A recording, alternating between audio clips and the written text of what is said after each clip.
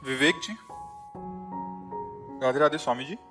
स्वामी जी, कहा जाता है कि आत्म और अकाल मृत्यु वाले लोग को मुक्ति नहीं मिलती और आत्मा भटकती रहती है। महाराज जी, मेरा प्रश्न है कि अगर ऐसा है तो परिवार के लोग उस आत्मा की शांति और मुक्ति मिले उसको, उसके लिए हमें क्या करना चाहिए? श्रीमद् भागवत का सप्ताह पारायण, भगवान नाम कीर्तन, साधु समाज को भोज भंडारा और ये सारे पुण्य उस जीवात्मा को दे दिए जाए तो जीवन मुक्तता की तरफ आगे बढ़ेगा। नहीं तो आत्महनन, आत्महत्या करने वाले को और जो महत पाप करने वाले जन है, इनकी अधोगति होती है, प्रेत योनि आदि को ये प्राप्त होते हैं। तो अगर इनके लिए धार्मिक कृत्य ना किए जाएं तो पता नहीं कितने कल्प इनको भटकना पड़ेगा। इसलिए परिवार वालों को चाहिए कि धर्म ग्रंथों का पाठ रखवावे, धर्म ग्रंथों का गायन करवावे, साधु समाज की सेवा करे, भगवान नाम जप करके उस जीवात्मा को दे तो उसके फल के रूप में वो फिर अपने पाप से मुक्त होकर के आगामी योनियों को प्राप्त हो जाएगा। तो ये करना चाहिए। श्रीमद् भागवत का पाठ कराना चाहिए।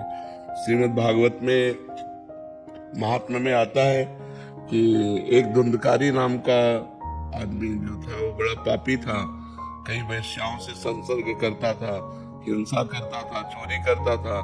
तो एक दिन वो कहीं राज खजाने से चोरी करके लाया तो वैश्याओं ने सोचा कि अगर हम इसको मारती नहीं है तो एक दिन राज कर्मचारी सब धन पकड़ के ले जाएंगे, हमको भी पकड़ के ले जाएंगे और ये मारा जाएगा तो मारा जाना निश्चित है।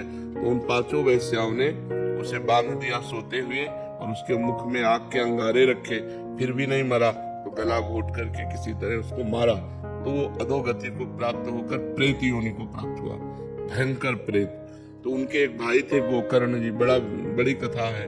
तो गोकर्ण जी तीर्थ यात्रा करके आए हुए थे, घर में शयन कर रहे थे तो कभी भेड़ा बन जाता, कभी सिंह बन जाता, कभी इंद्र बन जाता। तो उनका ये विपरीत दशा को प्राप्त हुआ। कोई देव तो है नहीं, ये प्रेत है। तब पूछा तुम कौन हो? तो उसकी बोलने की सामर्थ्य नहीं थी।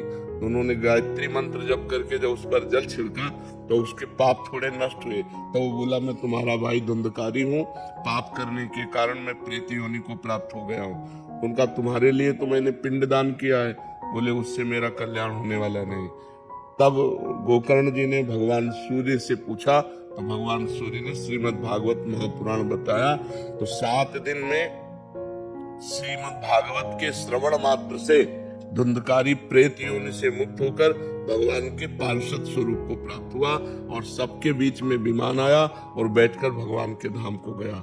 तो जो अधोगति को प्राप्त जीव हैं उनके कल्याण के लिए श्रीमद् भागवत, भगवान नाम कीर्तन, साधु सेवा, नाम जप ये करके उसको प्रदान किया जाए तो उसका कल्याण निश्चित हो जाएगा, निश्चित।